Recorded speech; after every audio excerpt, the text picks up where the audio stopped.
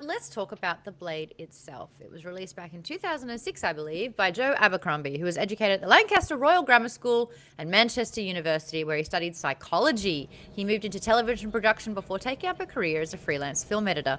During a break between jobs, he began writing The Blade itself back in 2002, completing it in 2004, got it published in 2006, and was followed by 2 other books in the First Law trilogy. Darren, I'm going to need you to mute, because I feel like I can hear you and maybe Jeff. I don't know yet. I don't know. The other 2 books are called Before They Are Hanged and The Last Argument of Kings. He lives and works in London with his wife and daughter. Vaden, I can need you to mute now. That background noise like really comes through, doesn't it? That's nutso.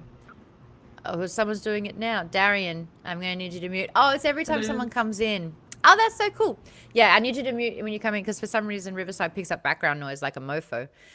So what is The Blade itself about?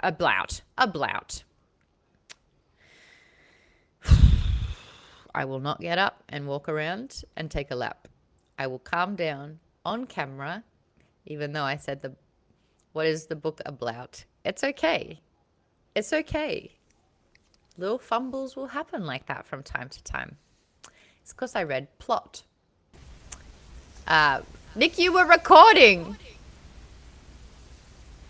Say, Bunt Rock, I need you to mute, bud. Oh, I can do it for you. That's fun. All right. The Union is uneasy, the North is violent, and magic may or may not be making a comeback. We follow several deeply flawed people whose paths begin to circle one another. A torturer with a conscience problem, a barbarian who wants to be better, a nobleman who very much does not, and a wizard who refuses to explain himself. There's very little plot resolves as of yet, but character, tone, and moral ambiguity are doing some heavy lifting. We're going to talk about some of our main characters, themes, and some book club questions, talk about some moments, and for the first time of something that I'm trying out in 2026, we're going to do a true or false statement about things that happen in the book. If you're a book club member, you have access to the Google document. It's in the documents channel in the members section on Discord. If you want access to that, become a Patreon member today. Patreon.com/Maude's Book Club.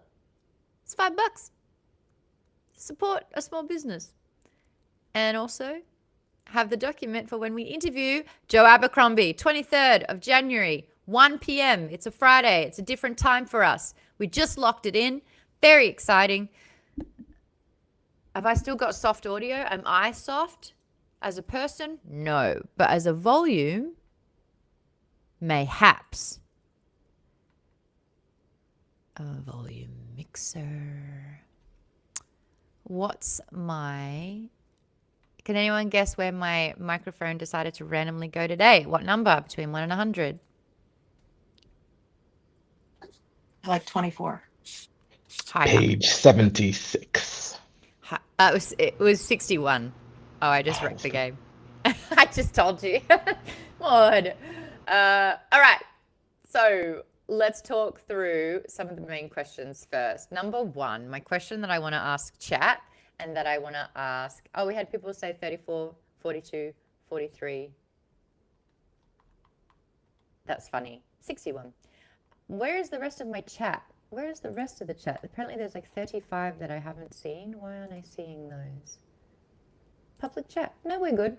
Number 1, are you vibing with this book? I'd like to throw it to Jeff if he's in here. Jeff, are you vibing with this book? You can't get cameras to work. That's okay. It's probably a good thing. I don't know if that's what you're after. Hold on. J Bunt Rock and Academic, how did you get your cameras to work? Dunno. Just did. I clicked the button. That was me. I actually got a pop-up from Riverside telling me to turn off the camera in Discord. Oh, got really? it. So if you are still that. hanging out in the Discord, you'll have to turn your camera off there so that Riverside can use it here. I did that, and it still doesn't work. If you're using, just if you are this using, Discord camera is on. That's why. No, it wasn't though. I completely left the call, and my camera still doesn't work in Riverside. I cannot believe that Adam Vision hasn't shown up when this has just been a tech train wreck. Oh, that rhymes. Maybe that will be our next slogan. Amazingly, academics cameras active in Discord and Riverside.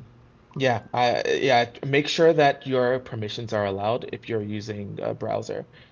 So make sure that specifically your webcam permissions are allowed. Okay. We've got some faces here. We usually all do this in a Discord call and you can hear everything, but for some reason, if you're just joining us, we cannot hear them. So we're figuring things out. But believe it or not, I still hate Riverside less than Streamlabs. So here we are.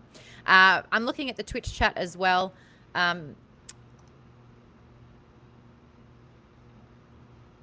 Katie said, I want more, and then the characters switch so I can't get invested. Sakura the Explorer says, I'm vibing, but I'm getting a little bored. Do you think, Sakura, that the plot is moving too slow for you at this particular stage? Katie, I actually agree with you as well. I found that every single time there was some sort of momentum, it would jump back. Oh, guys, if you're not talking, I need you to mute. I literally get static noise in the background. Baden, Darian. Thanks, guys. Oh, wow. I don't know why it picks up so much noise. That's a lot harsher. Oh, because Discord's got those background noise settings, don't they? Oh, okay, I'm learning as we go. Are you vibing with the book is the question that I have. If anyone wants to chime in for that one, much better audio compression. Yeah. Talk me through, are you vibing with the book? 1000%. Okay, so Loving James, every second. your microphone sounds amazing. You are one of the few who have been very, very vocal about how much you're enjoying it. What is it about the book that you're loving? I think it makes a lot more sense as I learned that he studied psychology. Because I feel like he captures the psyche of these characters and writes them so beautifully. And his prose, I love good prose. And it's interesting because when I started this, I read chapter 1 and I thought The end. I thought it was crap. I didn't know what I was kind of getting into. It was the strangest thing until I picked up on how he writes Logan's chapters. I think it was a weird start with Logan. It threw me off, but then all of a sudden I found myself totally entranced in this world with these characters. It is a lot more difficult for audiobook listeners because you are invested in the story is happening. If you kind of aren't very, very focused on what's going on, all of a sudden it's a brand new character. And like, I think there was about 9 separate times for me that I would be 4 minutes into a chapter and I'd be like, wait, who is this? That's so valid. Even reading it, sometimes I would have to double check who was saying what exactly. But I that's one thing, as I am physically reading it. So okay. Maybe Academic says, I started late and I haven't gotten past chapter 3 yet. Darren says, I'm liking it. This is my second read. Colleen says, I'm just not invested in the characters. Bilato says, at this point, I was struggling with identifying with any character. Toastpost says, I'm not vibing. It's Conan the Barbarian without Conan, or Mad Max without Max. Hold on. Let me try and change my thing because you guys are currently reading. There we go. And I want to be able to see you. Are you vibing with the book? We got a hand up function. Darian, your hand is up. Oh, that's cool. Yep. Yeah, so I'm vibing with the book as well. This is my second read of it. I had some strong thoughts the first time I read it, but I'm doing the audiobook and it's the characters and the prose really have me. I think it's more about that than the story at this stage.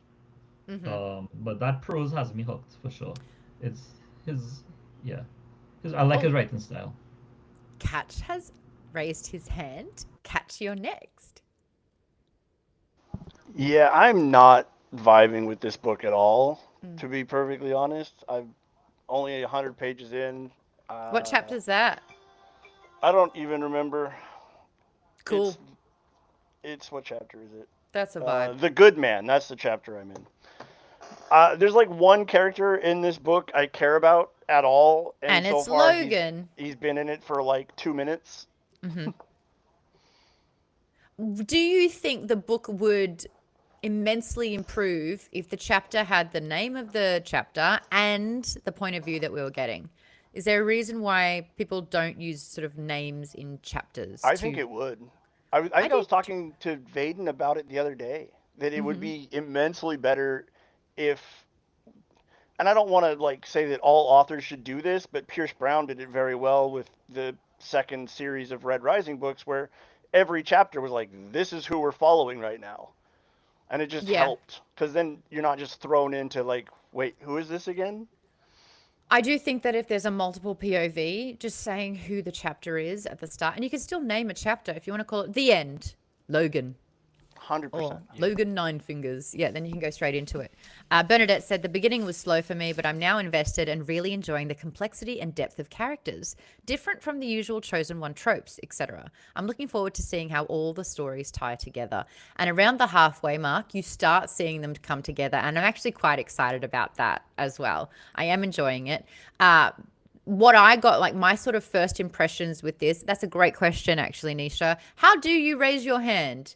Where is that function? There's a button that says raise. If you're in Riverside, there's a button that says raise. It's like right across the bottom It's at the bar bottom there. of the video, yeah.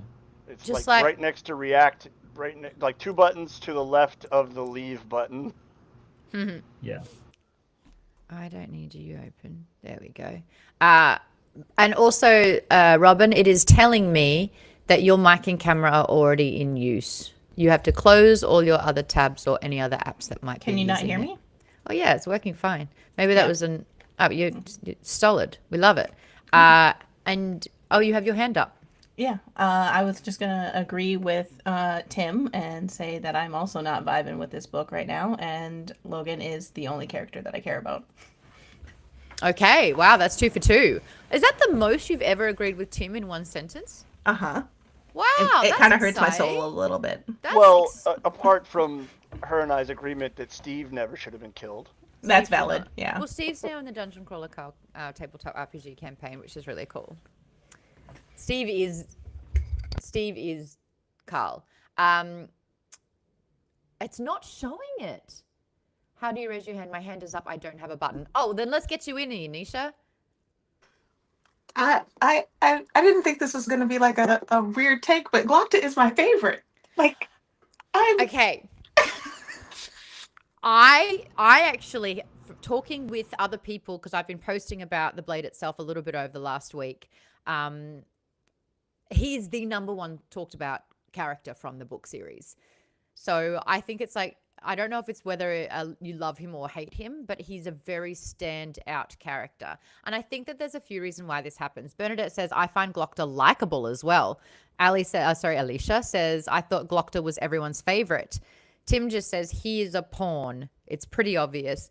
Glockta is a fascinating character, especially in fantasy. And I think that Grimdark is a really wonderful place for Glockta as a character. A lot of other fantasies, we do see these tropes form where it's like the chosen one, very good looking. You go into the lands of plenty, everyone's incredibly good looking. Here, and this is why the grittiness, that darkness and the volatility felt like Lock, Stock, and Two Smoking Barrels for me. It feels very Guy Ritchie, and I think that the narrator reading this to me has helped with that, because he's got a voice sometimes for some of these characters talking like this, right? And I'm like, I love it. It's very, very bleak. But Glockta as a character, I mean, Logan, he's a large Northman who didn't think he would survive as long as he had, and it's really cool to see his introspection in life. And knowing that he's always kind of a few rungs down on the totem, I guess. Glockta is someone who we are seeing him not in his heyday. Looking back and glorifying an old part of his life where he was top dog. Every moment of Glockta's existence is agony. And we hear from his first person point of view just how hard it is for him to exist day to day. Here is someone that is just waiting to die, basically. Couldn't come soon enough, but has become a cog in this wheel where, and this is what I find very dark, the grim dark aspect, and this is what I find very Game of Thrones as well.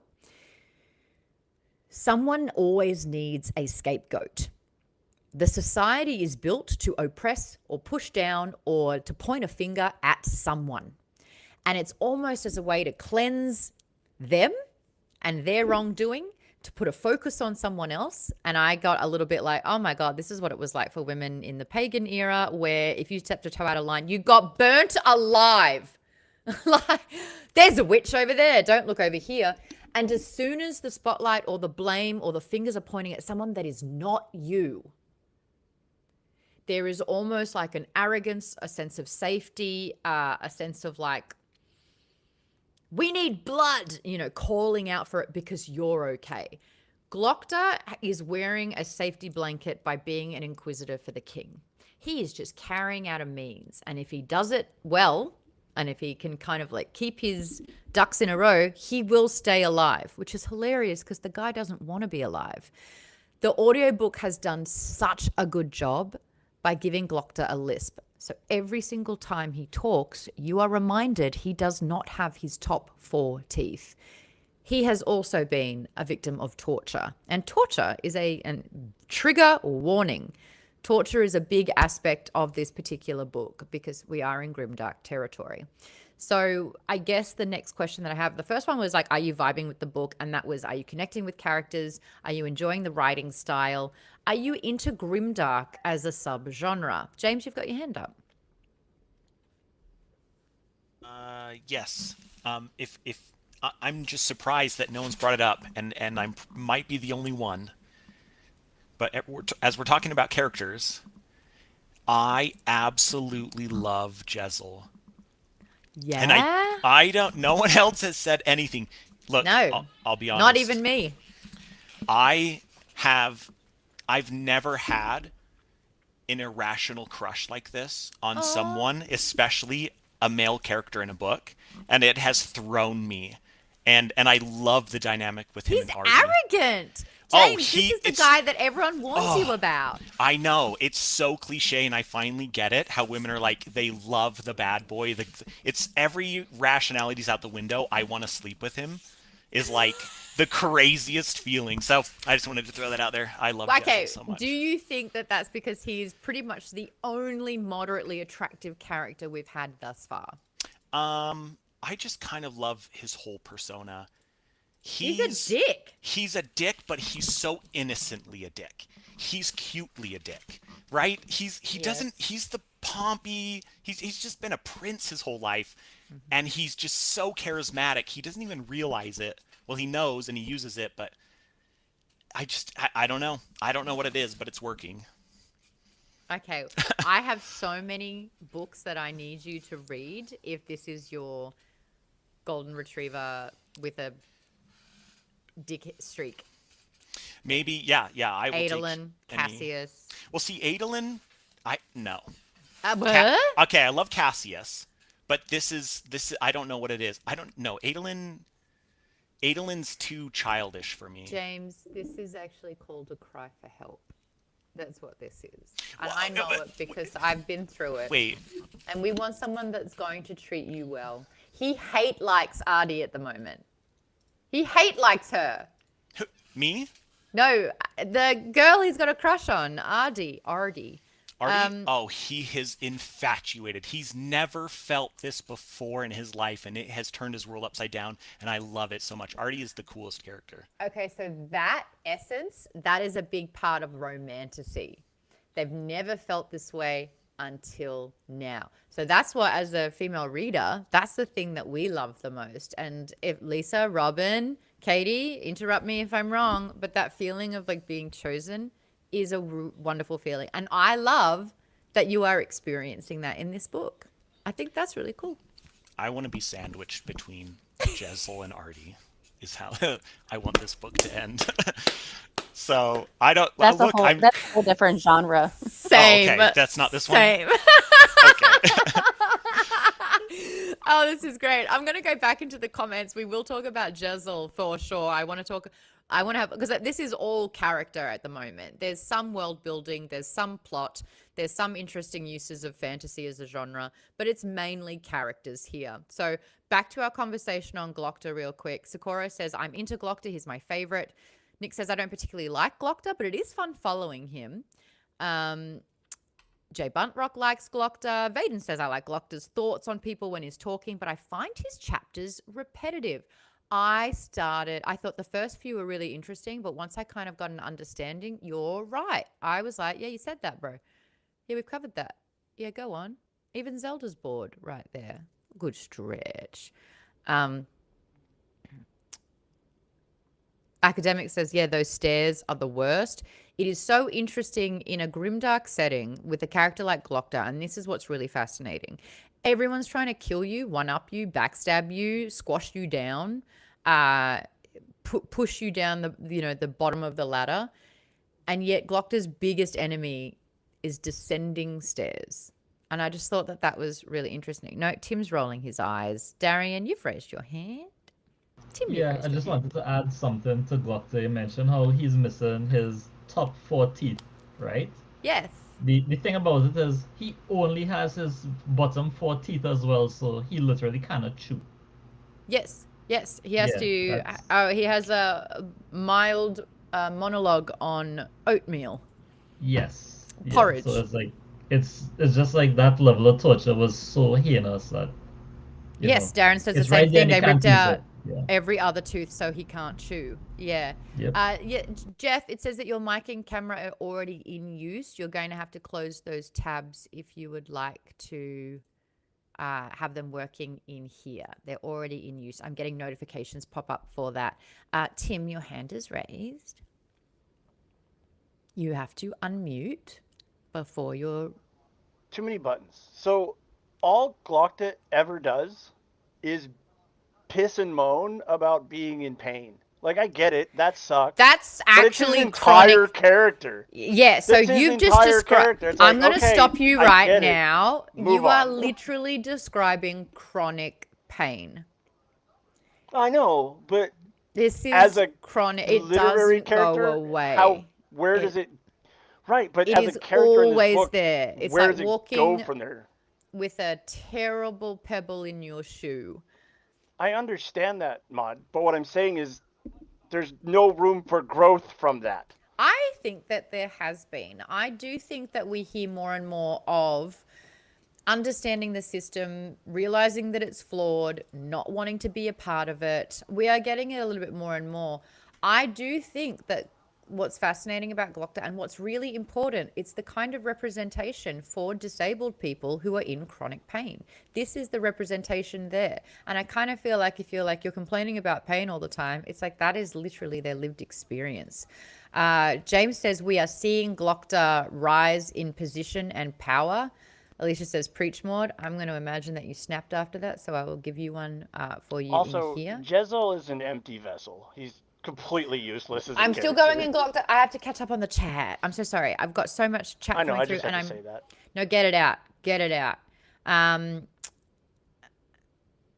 am Cephandrius. Hi, Cephandrius. How are you? The sign of a good character who is either a shade of grey, who is flat arsehole that you still like. That's good writing. Hold on. The sign of a good character who is either a shade of grey, who is flat asshole that you still like, that's good writing. I think I kind of get the gist of what you're saying, and I agree. Yes, a shade of grey character who's still an asshole, and this is about Jezzel.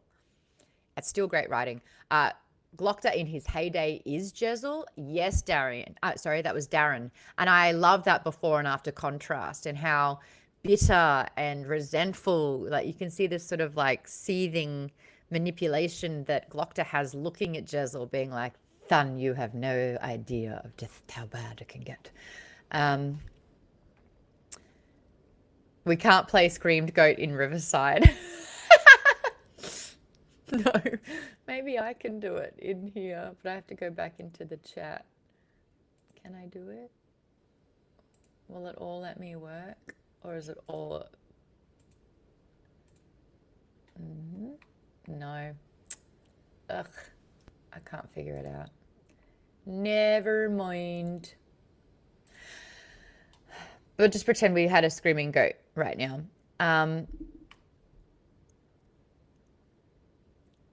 The other thing I noticed is that this book reads very British. If I didn't already know that Joe was a Brit, I would have assumed that he was reading this book, says Catch.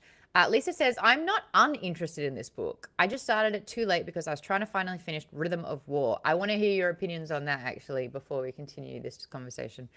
So far, I do agree, though. Logan is who I'm most interested in right now. Glockta, I may not like, but his character is interesting. Really quickly, side tangent. Lisa, I want to hear your thoughts. You loved Rhythm of War. Well, yeah, I mean, it's a reread for me, but I just got way behind with you guys, and I wanted to finish it because I'm a completionist. So You gave it 5 stars. I gave it 4. yeah, this is probably like one of my weaker ones of the series. I think there's like parts of it that drag more than others, but I just love the characters so much, and made me cry so much with Teft. Even though I knew it was coming, I was like bawling before it even happened. And I had big thoughts about that. I was like, Moash keeps killing characters that were saved, and I'm sick of it. Yeah. I'm sick of it. Asshole. Berkey is in the chat saying, at this point, I'm intrigued enough to keep going. However, mostly because of Glockta. The rest of the characters generally feel a bit simple, but with room to grow. Whether or not they live up to that potential is for further discussion as the story progresses. Safandrius says, it's like Tywin Lannister or Ramsay Bolton, the biggest assholes, but just that well written that they're loved. I do not love Ramsay Bolton. No, no one should. Hell no. Hell no. J. Butt Rock is saying that Artie can tame Jezzel. She can fix him. She doesn't want to. That's why I love her.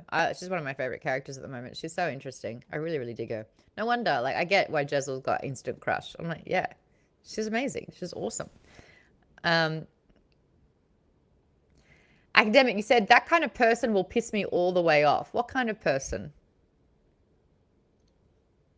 Jezzel, the reactionary bad boy type, is who like reacts first without. Yeah, I don't like that. I don't miss me with it all the way off. Jeff, you said woof, which is usually the siren blaring when you say woof or oof. I don't know if they're interchangeable or the same. Hard disagree with all of that. What are you disagreeing with, Jeff? You can't talk. You can't mute. You rebooted it saying the same thing. The Discord Jeff is app. gone.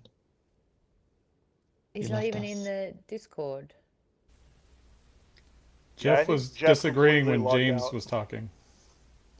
Oh, about Jezzel. Got it. We are in the Jezzel part of the chat. This is how far behind I am that I'm trying to catch up big time here. Sakura says, I like Jezzel. He's just begging for a redemption arc. Academic says, hey, Adolin isn't a dick. Hard agree. Adolin is amazing. He's actually probably my number one. Cassius could have been. He just didn't make it there. Jezzel starting to grow on me. Once Artie showed up, he got better, says, says Robin. Academic says, I haven't even met Jezzel or Artie in the book yet. I'm calling it now. That's going to be a hella toxic relationship that will be bad. Vaden says, Jezzel feels like he doesn't have much agency to me. He just reacts to people, in my opinion, and in immature fashion. Not yucking your yum, though. It's just that that's the vibe that you're getting on Jezzel. Darren says they ripped out every other tooth so he can't chew. Yeah, okay. The Riverside's not working. First time chatter, Janelle Rhiannon says yes. I don't know what it was for, but lovely to have you here. Thank you for the yes. The yes. Yes. Yes. Nick says the first few chapters about Glockta were keyed into his disability and the pain, but not as much in the later chapters. The first half as more stuff happens. Oh, yeah. So, Tim, if you keep reading, you'll get less of that. Oh, Jeff gone. Got it.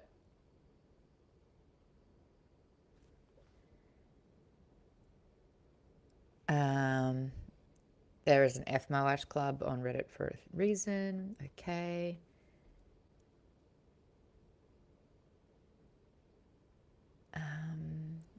Safandria says, if you're not seeing love for Ramsay, you're probably on the good kind of book forums. Okay, that's quite funny. Jezzel is an empty vessel, says Catch. Okay, and I'm caught up. Dabbid breaks hearts when it comes out. That's great character growth. Dabbed. We're talking about Dabbed. Oh, this is Stormlight Archive. Okay. Alrighty. So, did I freeze? Okay, great. We're back. One of the other things I want to talk about. So, because it's so character heavy and less and lighter on the plot, we're talking about characters that we enjoy. So I actually recorded a video of this, and I'm going to put it out soon, about Grimdark. When you look at all of the characters, they are either quite morally grey, heinous, figuring life out, but have done very, very bad things.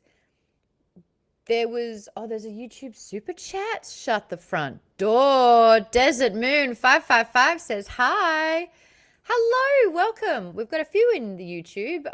What's up? I'm streaming on Twitch and YouTube at the moment for Maude's Book Club. Shout out to you. Thank you so much for that. Thank you, KP Dubs, for bringing it to my attention as well. We got a raid. Hunter March, you were streaming? No way. Give a shout out to Hunter. You want to stream together with Best Guest Live?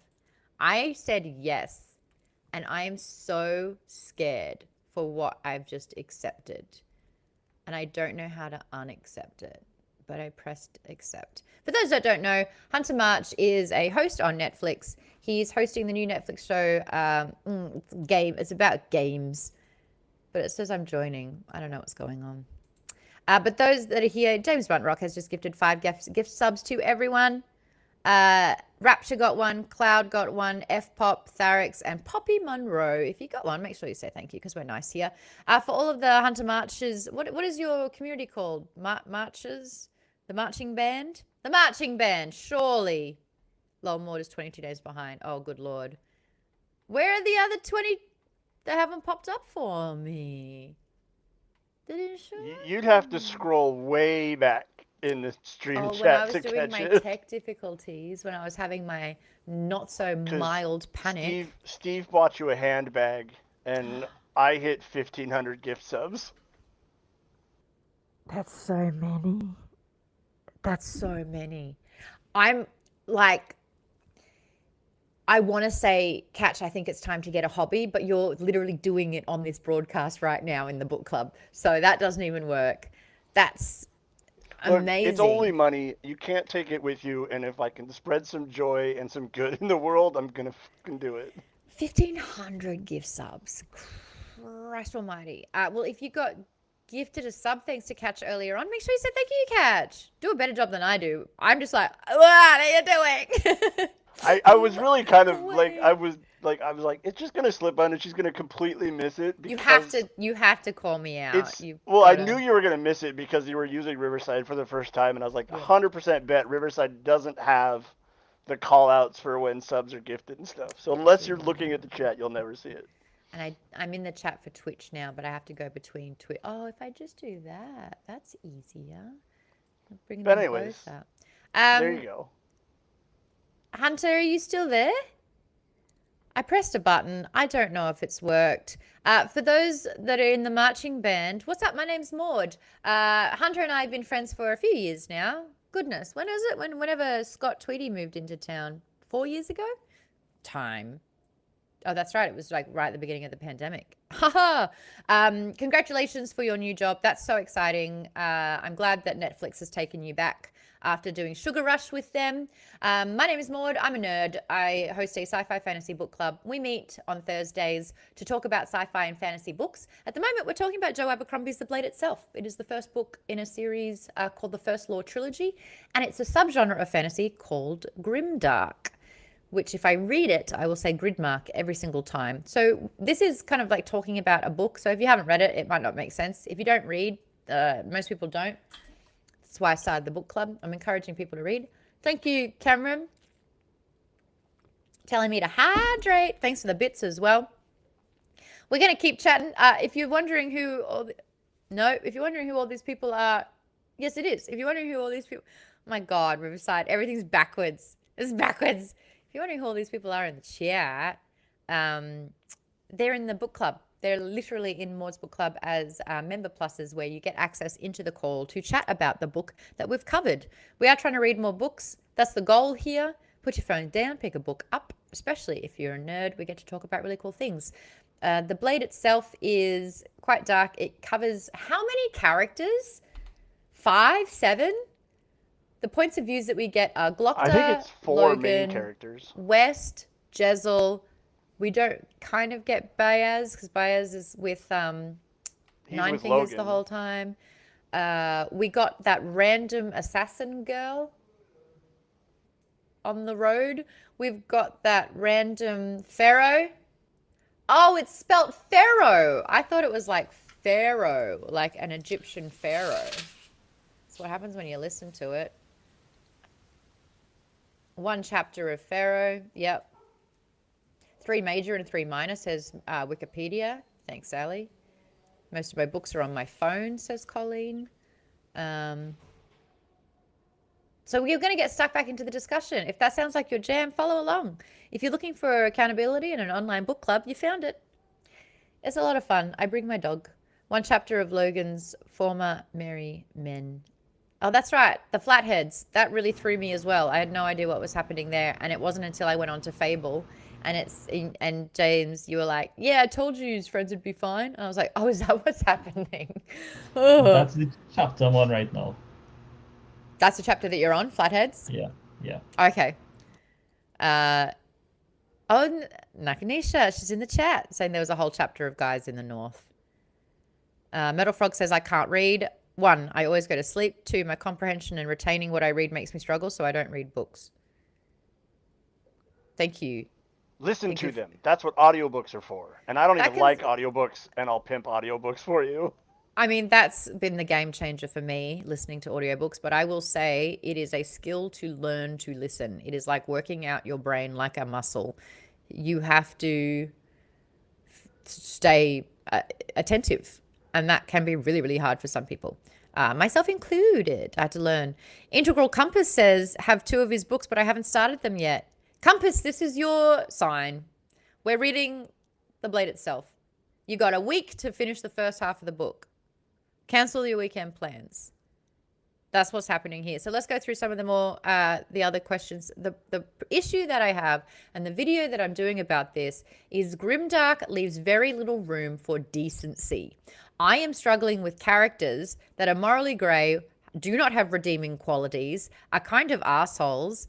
Jezzel in here. Oh, you got to finish the whole book by next week. Yeah, whoops, my bad.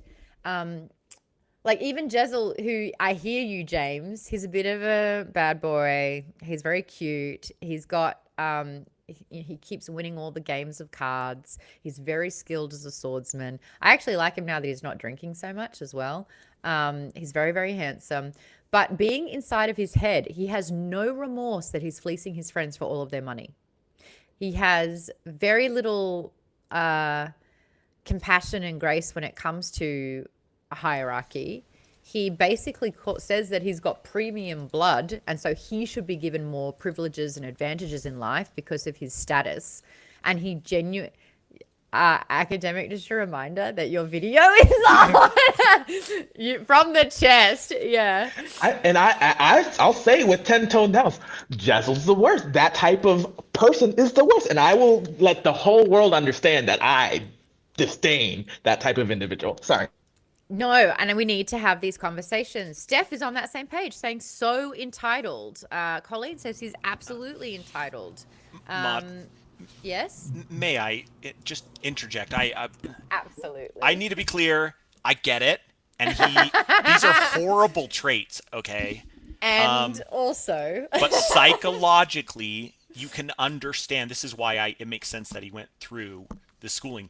He captures it so well. You know what? I actually created a Dungeons & Dragons character to be the opposite of who I was. Because it's role-playing, right? And it's about that self-discovery.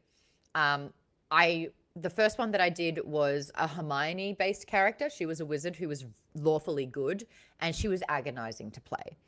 Because my team would forget to loot a corpse, and it was against my alignment, and I would be like, metagaming, kind of be like, please can someone loot the corpse?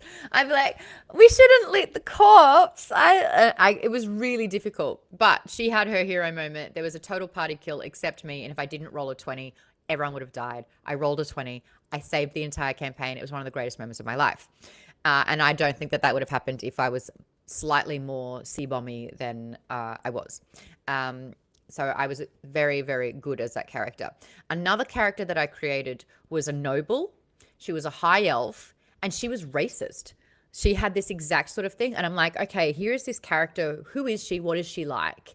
And it was very similar to Jezzel. It's like, I am better than everyone else. My privilege has gotten me to this place. And it was so deeply uncomfortable to come across NPCs. There was what's the turtle character where it's like a turtle humanoid? Tortle something? Tortle? Something like that. And my character was apprehensive, didn't want to trust, and it was a really, really nice character. But I had disdain for any other race that I didn't really know because I was so protected. Anytime we had to camp, I caused a fuss because I was so used to feather beds and, the highest of everything. What was so cool about this character was having her break down her walls, being outside of her comfort zone, and learning compassion. And that was really beautiful for me to go through. And I rushed it, trust me, because it was so horrible. But it was really kind of important for that dynamic, for her to experience stories and listen to other people and feel their struggles and want to help and want to use her resources and means to help. It's a character I won't revisit because it was quite awful. But this is something that I think is really important. Yes, Jezzel is a deeply uncomfortable character, and being in his head is bad. There are people like that, and systems have been built on that. So that person does and will always exist. So I'm going to refer back to a comment that I saw where Jezzel is a redemption arc waiting to happen. You don't think so, Academic? I do. I think he's going to get out of his own ass. I think it started already. Okay, our Have you first met debate. Jamie Lannister?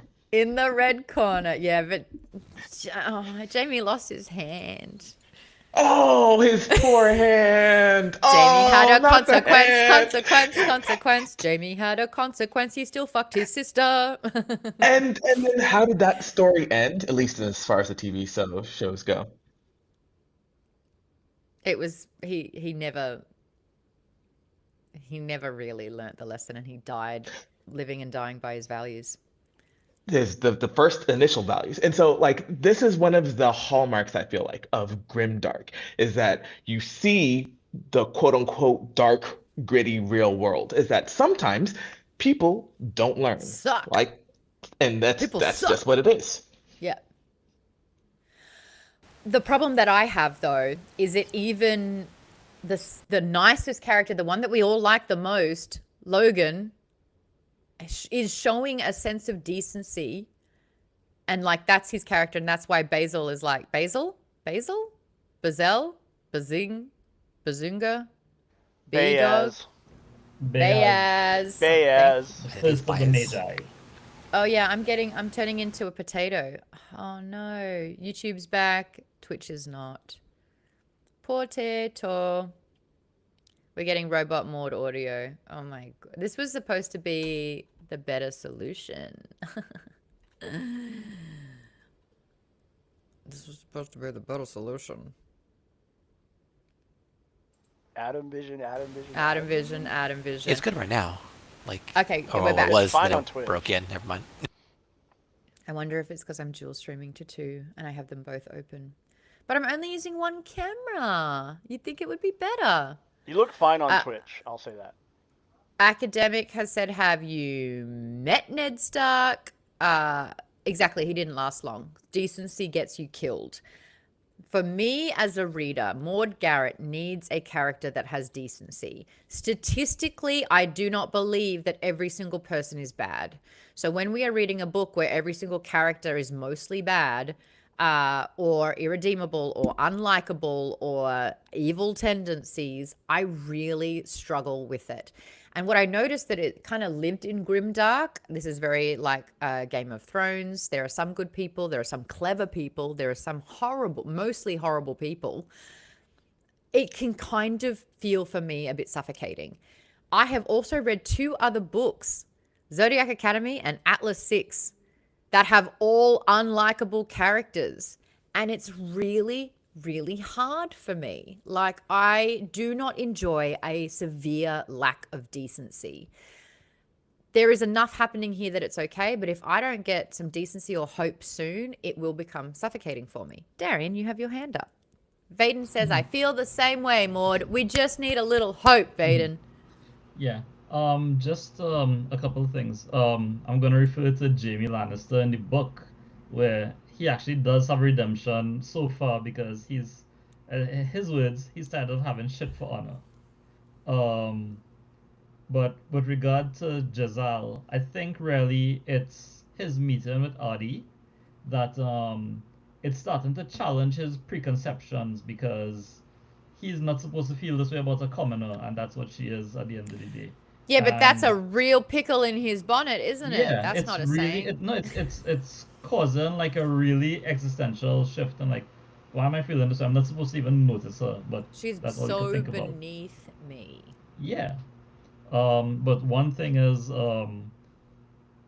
Jezal really is the inferior version of Glocta because everybody talks about how they remind him of Glocta, but he could never match Glocta in his prime, and also Which character? Glocta.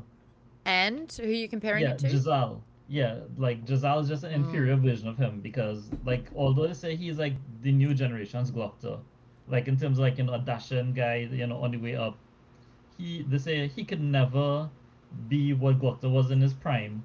And also we see like the internal monologues of these characters. Glocta is extremely intelligent and perceptive. Jezal is not. He's a very shallow man, even in his own internal thoughts. Yeah. So But yeah, Jezal is still sort of like the earlier model than Glocta. Glocta's had a lot of time to be at the top of his game and to live in suffering and agony. So, I think you learn lessons for that. Just because I know, Nishi, that you don't have a hand up button, I just wanted to put it out to you just to see if you had things to talk about with Jezal, with Glocta, the characters, Grimdark. I was learning what Grimdark was, so I was trying to find other books I might have read that were Grimdark, and the only thing I can come up with is the John Cleaver series, and what was the other one it said?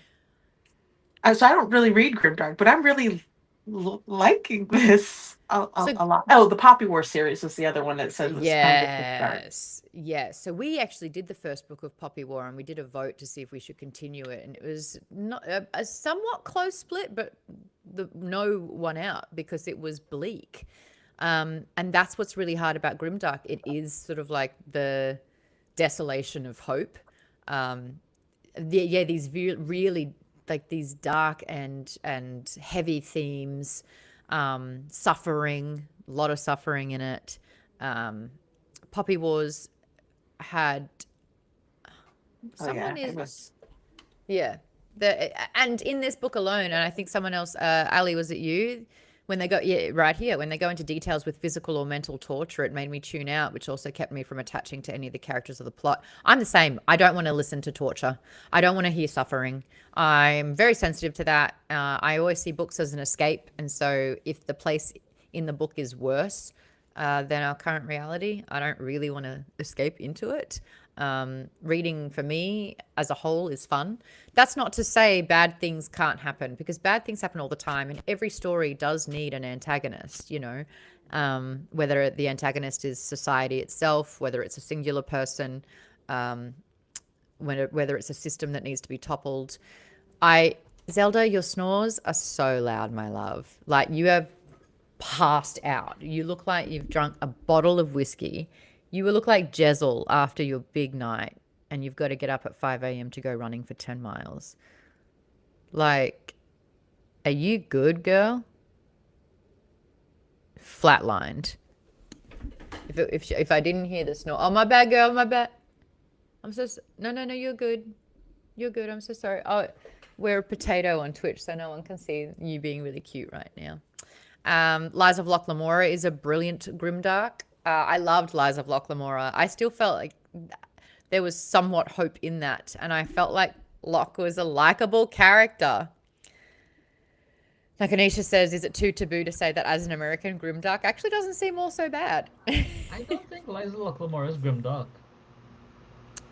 You know, I had to kind of think about that, and he is raised an orphan, and everyone's starving, and they've And been there's clever about what they do with it. But yeah, there's some suffering. I guess there. I don't know what. Yeah, there's actual like torture, and he goes into it, and there's some brutal scenes.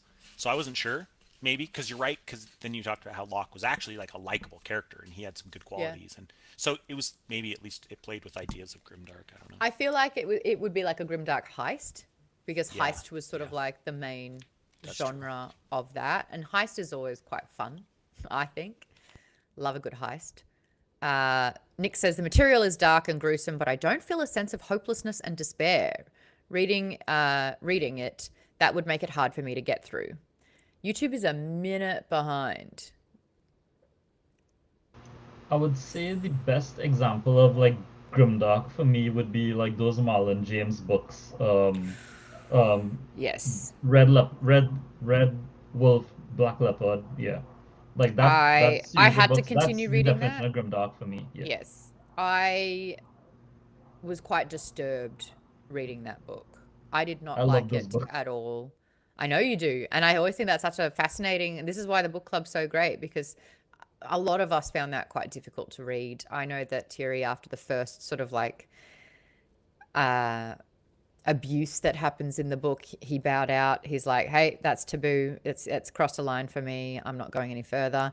Yep, there you go. It was Robin's first ever DNF. I would have if I wasn't doing it for the book club. That was really severe. I can't in good conscience recommend that book. I did make my dad read it because I was telling him that it was so full on, and he's like, can't be that bad. And he read it in a few days, and he's like, great book. I'm like, okay, yeah. He was like, it's really well done. But that was like, I would have liked to have preferred to spend the time on the African culture of their mythology if it wasn't so sort of sidetracked by gore, abuse, horror, like disturbing themes. It like almost overshadowed what I was wanting to get out of it. I have a book that would scratch that itch for you. I'll message you about it and after. Put it in book pick. Give me that Goodreads link. Sounds great. Nisha says, I suppose humor helps a lot. I think I need to check those out. Oh, that's so cool. Yes, if you need book recs, we got them. I don't mind dark in a book. It's retrospective. I don't like dark for dark's sake. There you go. Yes, I agree. And I think that this is sort of what we're going for. We're on the precipice of war. And I feel like the Inquisition is rolling out, business, and they're pulling the puppet strings, and they're framing people, and they're killing the wrong people, and they're, torturing innocents just to kind of make a point and a stance. And when you realize that the entire kingdom, what do we call it? Yeah, there's a king. The entire kingdom is under threat because the populace of the north is retaliating, and they are dangerous.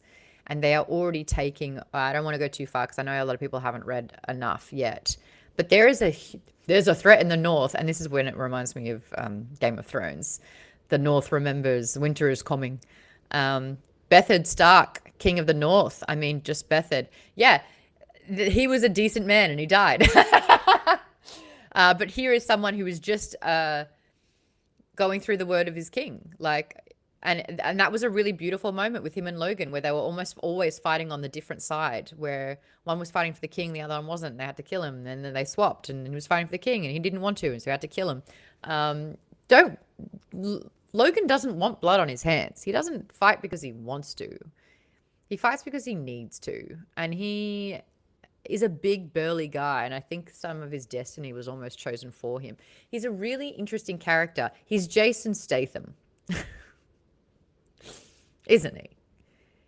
He's kind of homeless Jason Statham. When I look at my Lockstock or my Guy Ritchie repertoire, I'm like just casting all of these. Probably means that Charlie Hunnam is Jezzel at this stage, because Charlie Hunnam has to be in it if it's a Guy Ritchie thing. Go on, catch. If we're doing comparisons to Guy Ritchie movies, then Logan is Vinnie Jones from Snatch. Okay, I'll allow it. Not Handsome Rob. Also, great movie. If you haven't seen it, go watch it. Snatch is in, I think it's like now in my top 6 movies of all time. I could not name a Guy Ritchie movie. Yeah.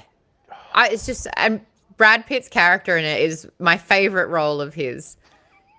It's so good. I thought that his Community, the name for them, I thought it was made up. Turns out they're actually real and it is an offensive term. So I learned that the hard way. Yeah, had no idea. There we go. We're learning. Lock, Stock, and Two Smoking Barrels is a Guy Ritchie movie. Snatch is a Guy Ritchie movie. The Gentleman. The Gentleman is a Guy Ritchie. Also, weirdly, Aladdin 2 is a Guy Ritchie movie. Yep. He also did... the live-action Aladdin was a Guy Ritchie movie. What was the Knights movie that he did with Charlie Hunnam? And it tanked. It was a retelling of The Sword and the Stone. King Arthur. Was it King Arthur? Yeah. I never watched it. A lot of and Sherlock. He did Sherlock with RDJ. That was Guy Ritchie. Yeah. Yep. So yeah, that's how I see this. I've still got so many more questions. Let's talk about the magic system. It's trickled in to the point where I would forget that we're in a fantasy. Like, I kept kind of... Snores, it's still saying that your mic and your camera are already in use. It's saying that same thing when you pop in, which is such a bummer. Also, we've only got the same 6 people on the screen at a time, and I don't know how to get everyone involved. No, it's still only going to be the same 6 every single time. Whoa. So I'm not sure if one of you that are not on screen, if you put your video on and put your mic on, if you will adjust you when you are on the screen. I'm not sure. But I think as people speak, they shuffle to the top. Got it. And don't forget, we have a hands up function like Vaden has done. Vaden. Sorry, that was like a while ago. I'm trying to think. I think I was asking to see if it was favorite character was Baez. He was my favorite character. And I didn't. Yes, let's talk about Baez before we go into the magic system, because it's kind of the same thing. Baez, the first Magi, and thus a powerful wizard. His specialties are fire, focus, and willpower. He's used to keeping his identity hidden and taking on roles in the background. This is someone who I feel like is so well equipped with dodging situations. He can find the gray in a black and white situation. You're with us or you're against us. And he can kind of be like, well, that's not true. He can talk his way out of things. He seems to be like the mentor character, the wizened character. It's really interesting because I feel like in The Fifth Element, where you've got the priest and then you've got the bumbling apprentice, it's kind of choir, gives that same vibe as that guy there. So I get that dynamic. Hold on, I'm small now. How's that happening? Darian, why are you in the big seat? It's your show now. Welcome to Darian's book club. The first Magi is cool, says Toaster Poster. I've got a feeling that he's going to die, so I'm trying not to get too attached. I feel like he's a slow burn character. He's purposely keeping the cards close to his chest. We don't really know who he is, but we know his word is law. What I found really interesting was when he was divulging his talents. There's so many different specs of magic that you can learn, and his is attack magic. His is fighting magic. When you look at it, it's fire, it's will, it's focus. And I feel like there were times there where it was like someone was dying. Oh, it was Bathan. What's his name? It was a regular name with a B instead. The decent guy. Someone just mentioned him. King of the North, Bethard? Bethan. Bethard? Bethard. Bethard. It was wasn't it? It was Logan's old friend. Yeah. That ended they up fought together. He wanted to try to save him. Yes. This is kind of spoiler if you're not at this point, so I didn't want to go in. But it was him that. Yeah, that's when Baez admits, "Oh, I don't heal. I just do fire and this and this." So. Yeah, and so I'm like, if you have a choice, and he's chosen fire and will and focus, these are things that are to it's offensive magic, right? It's not defensive magic, really. I don't think he's not shielding. That's not like wind. It's the offensive chaos magic. And my mind immediately started wandering for that because I'm like, oh my gosh, does that mean that there are going to be magic users that are healers? How important would a healer be here? I think that if I were in this book, I would want to be a healer. Whose chapter are we on now? Anyway, that's like an insight into what it was like for me to listen to this book. Darren, that's exactly the point that I want to bring up next. This guy seems quite anonymous. We do know that he's like very esteemed, but he's kind of flying under the radar. And then we go into the town. What is it called? Agnost? England? How do you say it? Which town? Adua, which is the one in the north is Agland. Agland? Ardua? England. Agnoist? Yeah, Agriont England is the castle part. region. Yeah. That's the one. Agriont. Where the characters, all their stories are finally culminating and they're coming together and they're interacting and they're meeting each other. And you see Jezal be like, how do I know this guy? He looks really familiar. How do I know this guy? Who is he?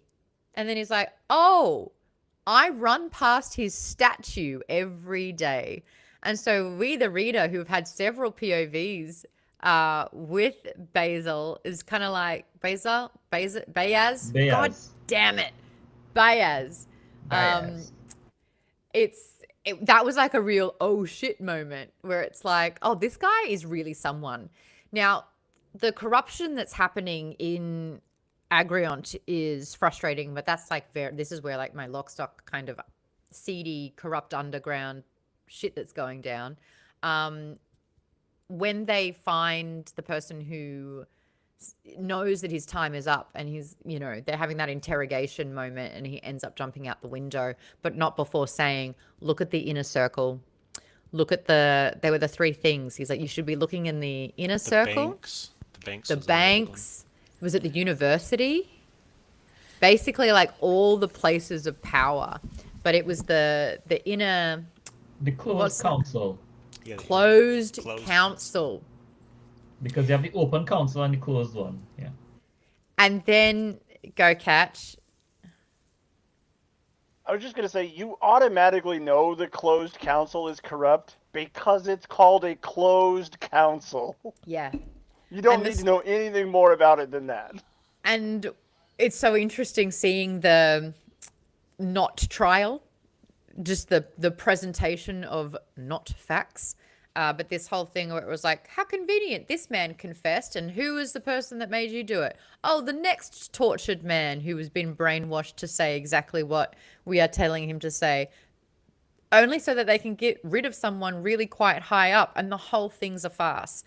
And then using that sort of like pitchfork mentality of, we demand blood, we are outraged. And it's like, again, they're happy to see other people be drawn and quartered and set alight, as long as it's not them.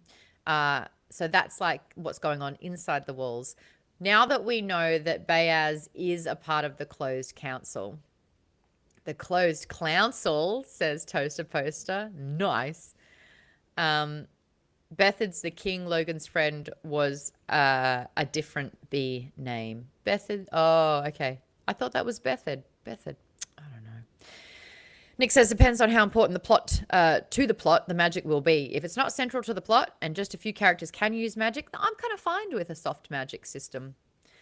The fantasy is just sprinkled throughout. I totally forgot that it was sort of like fantastical until Logan's communicating with the spirits. And immediately the book became cooler. I don't know about you guys, but this is how my brain is wired. Those spirits start talking to Logan, I'm like, oh, we've got a fantasy book. Yay. Does that mean magic is hope? when he put the fire spirit in his mouth. Yeah, that was cool. Very cool. He was like, I'm just going to take this one with me. Okay, thanks, bye.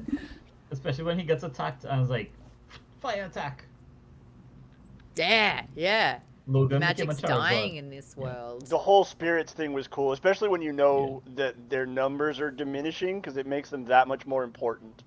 And what is it about Logan where he can communicate with them? So there is no heavy-handed chosen one trope, but it's little things like that where the spirits did choose him. So what is it about him? What is his mission? What's his message? Yeah. What's his, yeah. And Baez hints at that of like, hey, Yes. I haven't noticed one of these in a really long time. Like you're super rare, is what he's kind of trying to say. Baez, I feel like, is kind of locked onto Logan. He's bringing him along for the ride. He's like kind of integrated him into his entourage, so to speak. And he's also looking at his character and making comments on his character, almost testing him, being like, you didn't react violently. Other people would. You didn't react with ego. You didn't choose to fight in that moment. You're not a thug. Interesting. Vaden, your hand's been up for a while. I can't remember when it went on, but podium's yours. I think that was the one from before. I'm not sure if it gets removed or not. Because I didn't do it again. Yeah, I think you have to maybe button it off Oh, my bad. manually. I was trying That's to. okay. That's all right. Tim, your hand is up. Yeah, okay, so I haven't gotten that far into the book, so I've just barely gotten the introduction to Baez, which, by the way, was kind of badass, what he did to Bethod's youngest son. But he strikes me as very Merlin. Yeah, that's what I mean. He's got that sort of prophet-esque type sage, Where he's the wise one. old beyond years. I mean, Why does Merlin he have was a living life statue? Is backwards, it because but he's in the yeah. closed council? Like, who is this man? Mergen Dafflin? What's that? Jay Bunt Rock says, I love that Logan didn't even ask Baez what he wants with him. He's just along for the ride.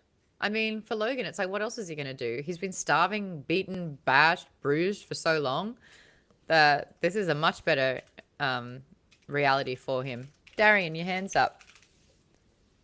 Oh, just that entire thing with Logan being stabbed, beaten, bruised. Like I like that moment where the comfort of a bed is overwhelming for him, and he needed to sleep outdoors rough. Like that was like a good moment. Of, like this is how this man has been programmed and conditioned. He's just like not. He couldn't sleep, and he felt yeah. constricted, Yeah. having a roof over his head. Yeah, he needed to be out in the dark. James, I feel like I can hear your clacky keyboard. I might need you to Sorry. mute between it. That's okay. You actually have the least background noise out of everyone, so it's quite nice. Jeff's in the chat. It's really interesting to listen to this discussion, having read the entire trilogy. Do you prefer series that you can predict well, or series where you guess everything wrong? That's a bit of a lose-lose, isn't it?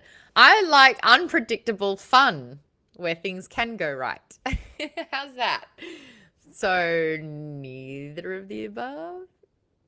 Neither of the above, perhaps? Academic, you want everything to go wrong. Kind of. I want everything that I predict to be wrong, but I want it to be done for good reasons, not stupid reasons. So, yeah.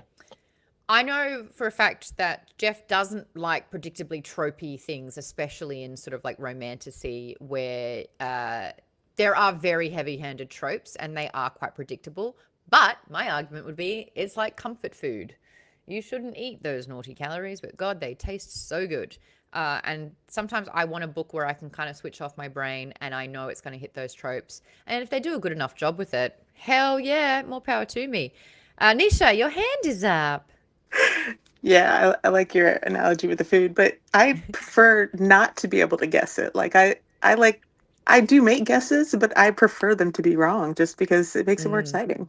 It does. Yeah. And I respect the author when they can successfully, get me over here. Look at the carrot. Look over here. And it's like, haha, this. And you're like, oh, you got me. Like there are times where, and this is some of like my favorite reading experience, is when my mouth is on the floor and I'm like, is this really happening? Islington, says Nisha. You're just like, what? Yeah, but the problem with Islington is that afterwards I have to be like, can you explain what happened?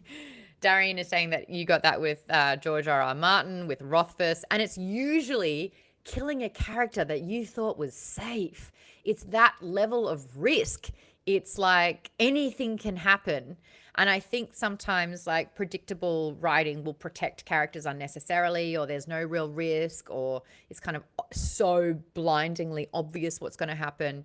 And I do like it when authors will challenge themselves to kind of like throw a spanner in the works. Wrench, I'm in America. Darian, your hands up again?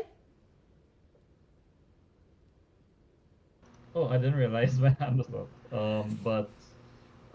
Yeah, and I think we're so early in the book, we really don't know if any character is safe going forward with this. So I mean, no, we have and I that to look also forward to. I would notice in chapters we would have a point of view switch between two, and I think it happened with West and Jezzel in a chapter, and I thought that was really interesting because I think we might have a chapter that shares a POV so that we kind of get familiar with them, so that when they die, it's going to hit us quite a bit harder. Darren, you are talking about standalones and trilogies. What's the series? No, there's a second trilogy for this series after it. And then there's a second trilogy? Yeah. It takes place like 30 years or something, or 20 years after. Yeah, after. What's it called? After this one. Age of Madness. The first one's called A Little Hatred, I think is the first one. But it's basically the same world, but it's 15 or 20 years after the events of the final one. And there's a few standalones that are individuals that sort of take place in between in different parts of the world that are sort of so there's a whole like a little universe of books. Got it. Just keeps going. I mean, it makes sense if he wrote it back in like 2002, 2004. Also, to not ignore you over on YouTube, the mechanism, if you are still there, hello. Thank you so much for contributing to the conversation. In my opinion,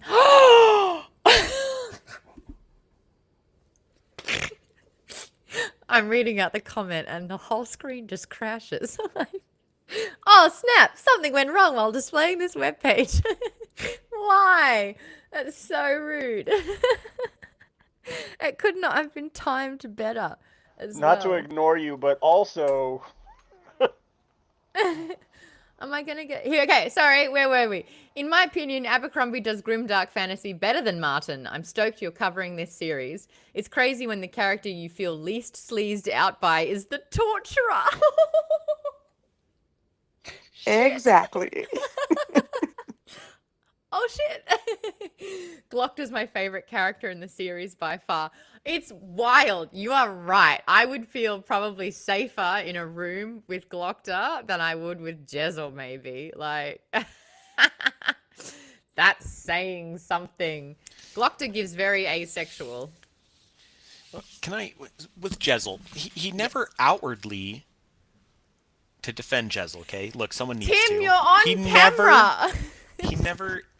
He never shows it. You can get his inner dialogue that you see where his misguided world building has come from, being in royalty, and how Artie's disrupting that entire thing. But he never is outwardly condescending or mean it's his internal thoughts. Yeah, he's still like a dick. I get it. So he's masking well?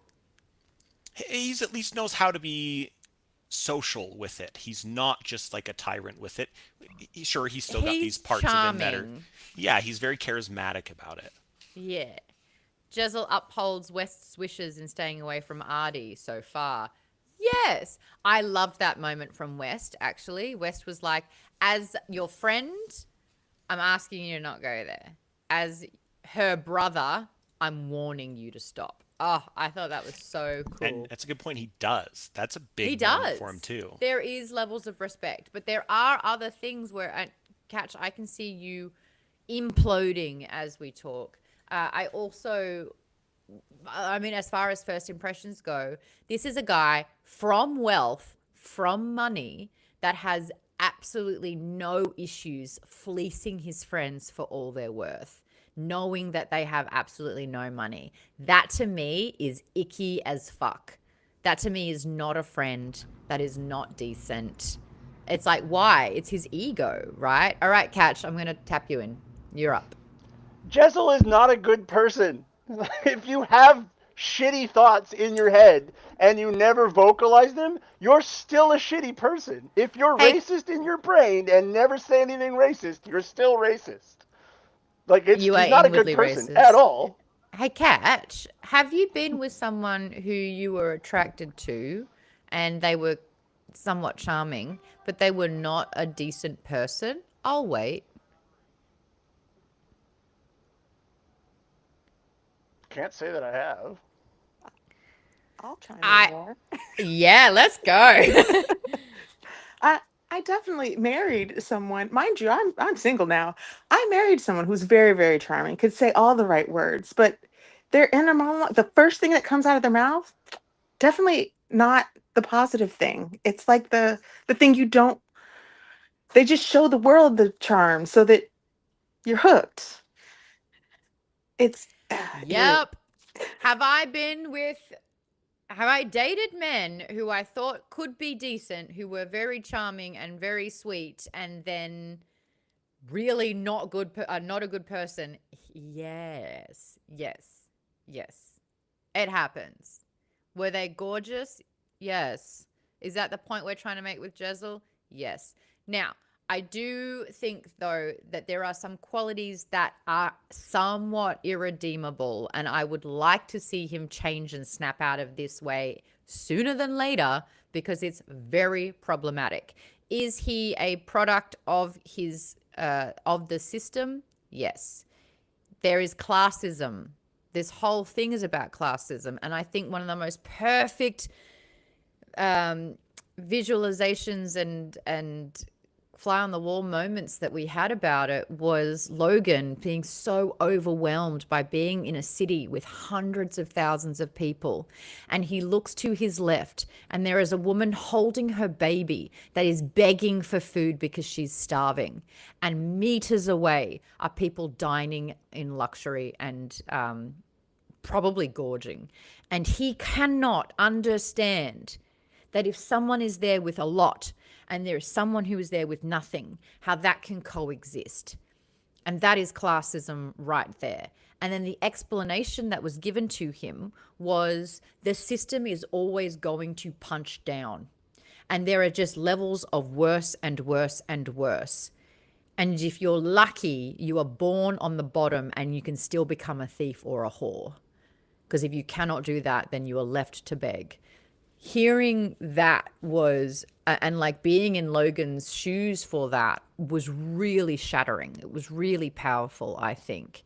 But the classism that exists for a reason. And I do believe like a lot of the ugliness of society is scapegoating people so that your flaws are smoke and mirrored. And we are seeing it today in politics. The people that want to protect children the most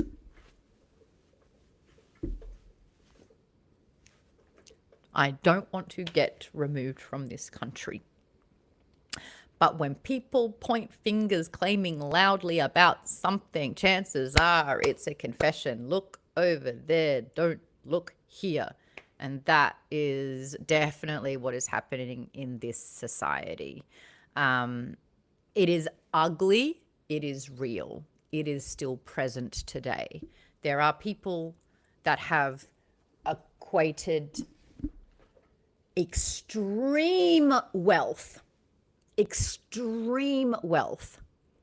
that have an amount, a dollar figure that can literally end world hunger. But they just want to get more money. And it's usually at the cost of everyone who's working for them. So we are just seeing this in a fantasy format. This is why I feel like I need hope and decency, because it does exist and I need reminders of that fictionally and in real life. And anytime I get a glimpse of someone who is decent, I hold on, or I recognize it, or I'm like, oh, thank you. The world needs people like you. I do think stories need people like that as well. And I think when it gets a little hopeless, yeah. Skigama, 71 says society needs hope. Hope can be, and I think I've even blindly had hope a lot of the time, and I've now kind of seeing conversations about hope where hope can hurt. But I still think I actually have a tattoo. It's on my arm right here, and it represents that there is always hope, because it's actually a really important thing for me. Otherwise, it's just bleak, and what's the point? Anyway, Nick says maybe that's why this world hasn't felt so dark. We're living in a similar situation in America right now. Yeah, that's it. Yeah. KP Dub says, let me say it again. Rebellions are built on hope. Berkey's in here. Hi, Berkey. This might not be the book or series for someone looking for hope. No, that's the thing. There's a lot of books out there. Not everything has to be for you as well. Who do you think will become the hero, and who do you think will become the protagonist and the antagonist of this book? Or do you not think that they will exist? Because it is untraditional writing. I mean, I would guess that, like, the antagonist is going to be Salt, like Dark Dr. Salt, given that he's using Glocta to do his bidding for the Grand Inquisition, to silence people, take him out of power, and so I assume he's doing that to fill up the basically to fill the power back, and that's going to result, and he'll end up being the villain. I feel like none of that's going to matter as soon as the war. Yeah, the war happens. That's all obsolete. And that's the thing where it's like, it can always get worse. And this is really bleak right now, and they're doing a power vacuum or a power struggle or a, power manipulation for what? Like, wow, they used their cunning to clean out sort of like people that they don't like, but they are not equipped to defend their entire city. I mean, that's definitely a concern. I mean, I don't know if that means that there is some kind of like double crossing thing where they work with the North to like let them invade or whatever and just help them, No, it sounds like they've got enemies on both sides. It sounds like there was a society in the South that they'd rubbed the wrong way, and they were waiting to do an invasion as well. So if the North and the South talk, then they're completely surrounded by people that they've pissed off. In other news, should any atomic bomb or nuclear weapon go off, all the other nuclear weapons will fire, and the world will be eviscerated within 90 minutes, except Australia and New Zealand. They are outside of a strike zone. And that is literally why I think Mad Max exists. I think that is the premise of Mad Max. It's in a post-apocalyptic world. I think all the nuclear weapons went off in the future, and Australia is just trying to survive it all. You want to talk about grimdark as well? Fucking Mad Max. That's another kind of bout of hopelessness. And dirty. It's always so dirty. Anyway, if you needed a reason to move to Australia or New Zealand, there's one. I think about it all the time when I'm here. I literally had sanctuary. Why does so little traditional plot happen here, and do you think it works or not? No, says Tim. Yes, I was going to say, I said earlier in the chat, I think this whole book like starts with an expectation that you know the lore, and then you just don't. I don't sense the expectation. James's hand is raised. That's how it felt to me. It felt like you should know the lore, like there's all these characters, and you're like, Glocta is beat up, but you don't know why, and then you slowly they tell you that he was tortured and whatever. But like, yeah, usually in fantasy there is an extreme exposition dump. I don't like it. I want to know. Like, just tell me what's exposition? Happening. I don't mind. I don't want no the exposition. dump. I just I don't like feeling like I'm supposed to know something that hasn't been explained to me previously. And that's how this book started. We're going to go James, then Academic, then Dorian, but I want to read out Colleen's really great comment first. She says, I want to read it out. This is a society that is so self-satisfied that they are complacent and they think that they are untouchable. Darren says the trickle of info works for me. I'm good with just going with it. Jay Buntrock said works for me too. Skigama says a lack of access to resources led to government collapse in Mad Max. Oh, that was a different question. Sorry, James, over to you. I think that's what I like about this book is you are unraveling the world with the characters. You are inside them, you have their viewpoint, you have their knowledge, and it's not, I've not been too concerned. I found myself not even really concerned about the overarching plot that I may be looking for. It's like that is the plot. You're living their lives. You're experiencing these very unique characters coming together, and you can feel something coming. But what it is, there's an ominous brewing, isn't there? yeah, they're finally all starting to like end up in the same place now.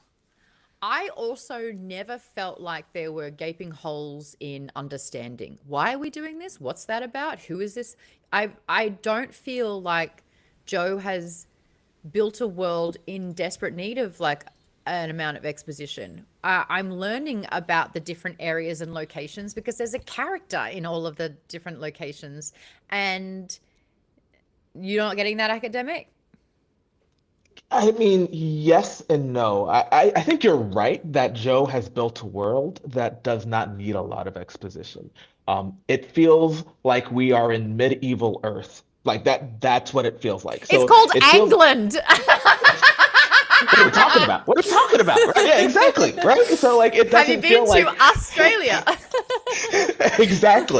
exactly. So like it makes sense that we feel comfortable existing in this environment, even if there's a lot of stuff that we don't know. I don't feel like I'm learning with the characters. I think there's a lot of stuff hidden that hasn't yet been said that the characters know, unfortunately, because they've been living in this world for X amount of years, and I haven't been living in this world. Um, But I but feel like the dabbling, like that, when the little fantasy elements come out, like, oh, there's magic. Like, that's when you're like, oh, we didn't get the magic has been around for 7,000 years. We didn't get any of that. All of a sudden, dude's talking to spirits, swallowing a Mhm, fire spirit. Someone else is just casting fireball. Like, mhm. that's when you're just kind of like, oh, I didn't know. Okay. Pleasantly Which makes surprised. sense, Yeah. right? Because the No characters are one's like, talking yeah, of about it. course. Why Yeah. would they talk about it? It's Tuesday. Why are we talking about Tuesday? Exactly. Nick says, I don't think the series is meant to be high fantasy. There doesn't need to be a lot of lore or world building. I think it's going to be mostly character driven, using war as the tool. And it's just in a fantasy world. The amount of times I forgot that this was a fantasy world. So that was really nice. And then as soon as the fantasy side comes in, it felt so much like Game of Thrones. Like when they sent the champion from the north who stabs himself in the side in like the middle of, where are they? They're like in the middle of the jury. Where are they? They For were in me, the open council. yeah, they're in a council Yeah. arena almost there, council. And he's like, we challenge. And they're like, we don't do that. And he's like, all right, who's going to take me on? Anyone. And he's like 7'2" or something. Like he's a head and a half taller than everyone else.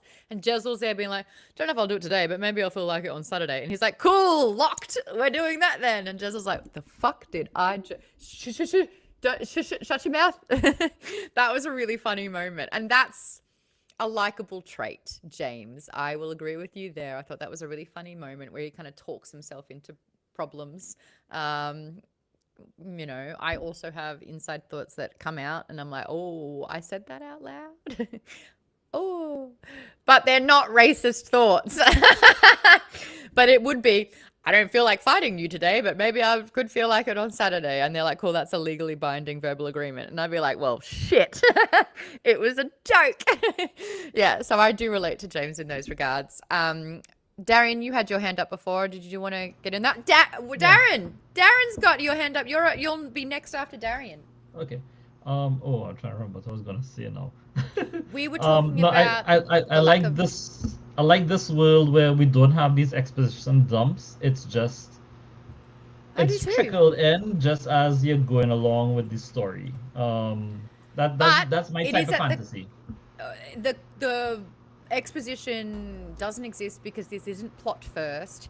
Yeah. The issue that we're all having, I Yeah. think, some more than others, that there is character bloat, that Yeah. there is a lot of point of views happening, that it can be hard to keep track of. And as soon as the story starts progressing, it's almost like whiplash going into another Yeah, person's point of but view with a very would different s- tone from a I very would different say character. It's only like maybe 4 point of view characters we have, which is just a fraction of what we get from the first Game of Thrones book. So, I mean, that isn't so much of an issue for me. And even it's a fraction of what you get from a Sanderson book when we do Stormlight. So Oh, that's that all isn't really, exposition. Sit yeah. So I down and mean, let like, me tell you it's kind of the why. inverse of Stormlight, and like, yeah, exposition isn't the focus of this. It's character and a more palatable world where you can ease yourself into it. You don't need a huge thing explaining what investiture is or surge binding or anything. It's just like you get easy to just kind of go with the flow into this. I'm into that. But it's not really a flow when you're Yeah. constantly jumping quite quickly between characters. Darren, you're up, and then I'm going to read Berkey's comment. Yeah, I was gonna say that we do get quite a lot of world building, and maybe it's because this is the second time that I'm reading it that I picked up on some things that maybe I didn't before, but we know quite a bit about the North and how their society works and how it's sort of like a conquering, like they have a thing where we saw it when the Feared showed up. It's, oh, the two tribes are fighting and they'll do a one-on-one for who conquers.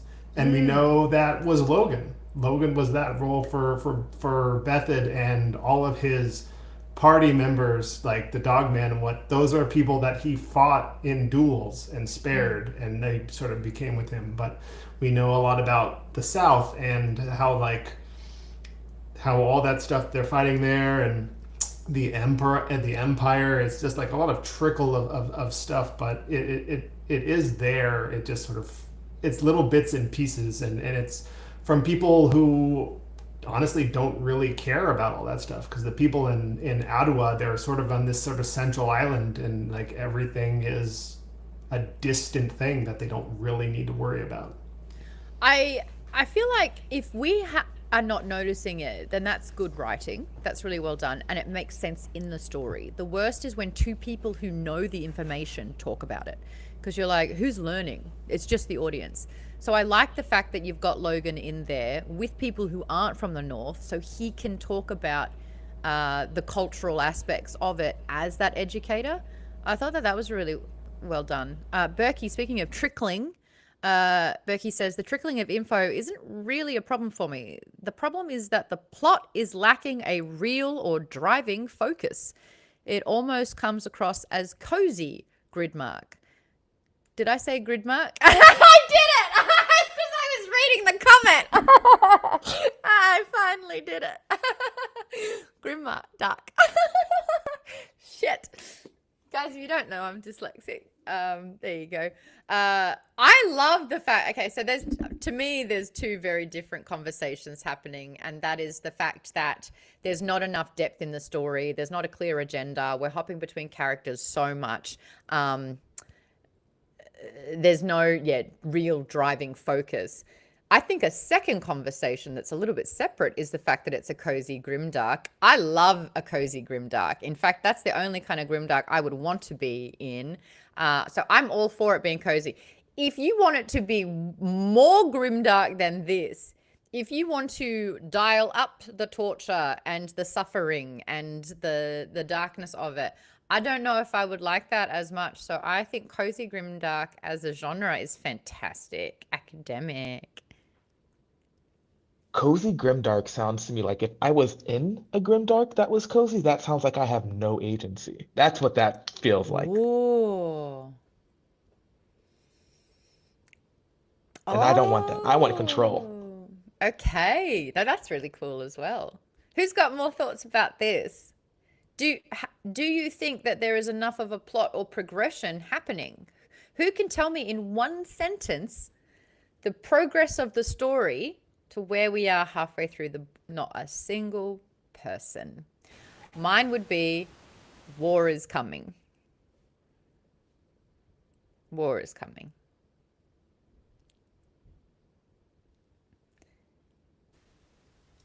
Plus destabilization of their entire government. The power flip just happened with the death of that one seat. And Baez taking a seat. Something's So that plus the war, I think, are like the two big plot points. Snores has entered the chat. I've been waiting to hear from you. Said my quick thoughts. Yes, it's true that I don't like tropey books. The issue that I have with this book is that it's trying too hard to subvert fantasy tropes. As I understand it, Grimdark is... Yay, I did it. Grimdark is a reaction to the unrealistic, predictable, overly noble tropes of fantasy. I think this book goes too far. No character has any morals, it becomes repetitive, and the characters become predictable. So it's almost like trying too hard to not be tropey makes it predictable. I get the sense that it's trying to subvert fantasy tropes. I find it refreshing. No character has any morals. I'm having a bit of an issue with that as well. I'm needing agency, decency, hope. So I kind of get that too. It becoming repetitive and the characters are becoming predictable. Read more. Okay. I think I'm not as upset or bogged down by it.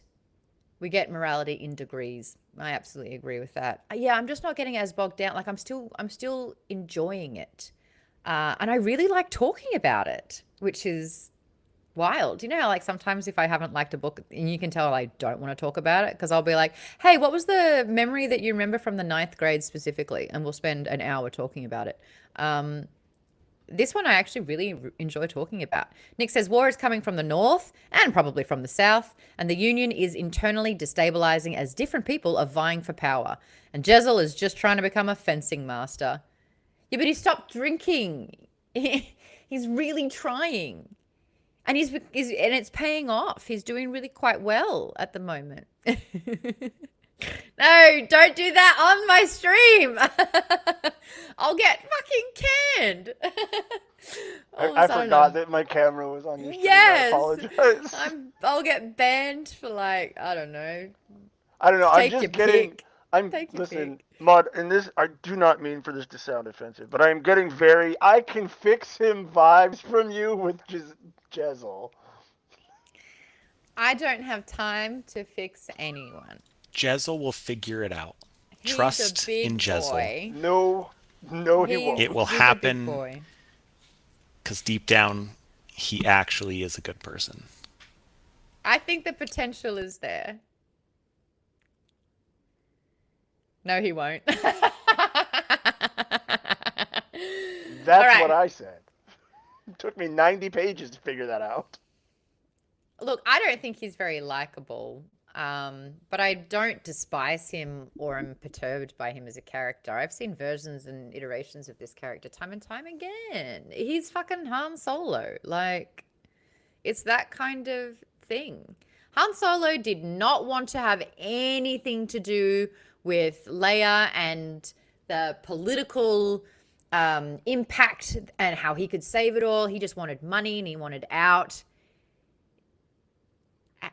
I mean, Jezzel, he's full of himself and he's entitled and he's... That's a terrible comparison. Terrible. I see what you're saying, Maude. He's as far from Han as it's possible to be. I see the Han comparisons that you're making. No, maybe not everyone's across saying. a moral ground, but No, not the moral ground. no, but it's like the his character placement that's- in the Read story. more. Okay. It feels like. Oh dear, I feel like we can't unsay what we're saying when we've only read half of the book. He's like, just read more, read more. Does he become a turd? Like, is he... does he just become an actual piece of shit? Is that what's about to happen? Because if Jezzel's... He's already a turd. Okay, that's true. I'm going to allow that one because turd's a great word. Turd and word rhyme. Darren says yeah. Look, he is. Jezzel becomes a scruffy-looking nerf herder. Everyone just needs to read more. Says the guy who's on chapter 3? 6? No, I was saying I love that I have Jezzel marked. Like, I'm saying he's not a good person. I've read less than 100 pages. Jeff, who's read the entire trilogy, is like, he's not a good person. And then everybody else who's like, Jezzel is awesome. He's going to be redeemed. Just needs to read more. Well, that's no one one's opinion. saying that he's awesome. James Yeah, literally went on a tirade about how awesome he Some is of us at are the just beginning saying, of the stream. And has Some- incorrect morals and is misguided, but because of the classist situation that he was born into. Nope.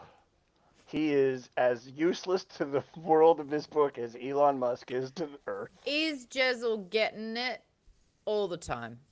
He getting laid all the time. That's what we're saying. That's Yeah. all James and I are saying. He doesn't have to be good, but you know he's getting it. That's Yeah, it's the not what you were irrational saying liking at him. all. I said from the beginning, I irrationally like him, and I don't know why. Because he fucks. Yeah. I think people are mentioning that like he is basically more like he has potential to be good. I think Not he that does he's actually good. on a character level. I think he does. Violet Toad. Jezzel sucks.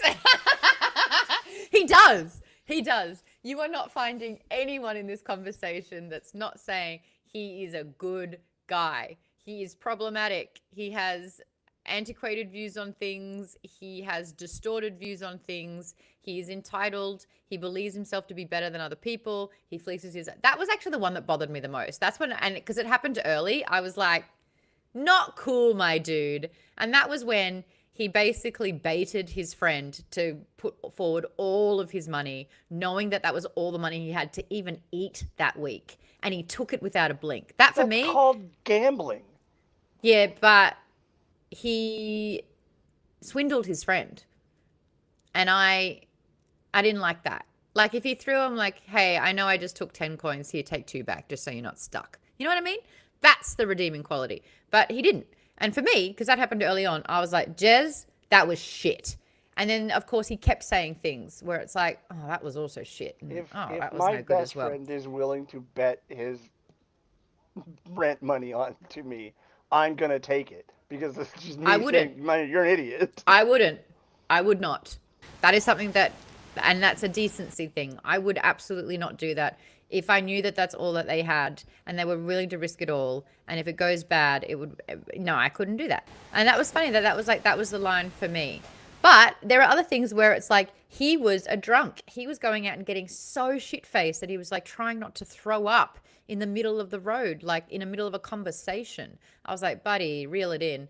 And then he realized that he wanted to train harder and do better, and he literally quit the booze. And I was like, okay, well, that's good.